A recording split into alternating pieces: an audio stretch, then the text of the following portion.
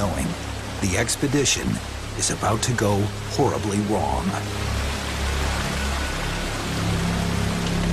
After 7 weeks of our expedition, deep into the Congo, still 600 miles in front of us, all of a sudden I heard Henry yell,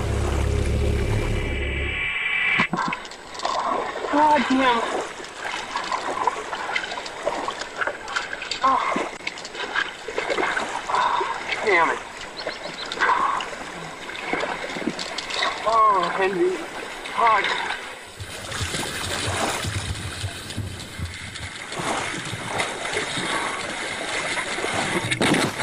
Crocodile. Crocodile. Crocodile. I don't know, I can't. Hello. Ibrahim. Ibrahim, this is Ben. Can you hear me? We've had a terrible accident here. Henry just got taken by a crocodile. Can you hear me? The crocodile took him right out of his boat. Hey, no. Wait. Just wait. No. I saw the whole thing happen. You saw it come out of the water. It come out of the water.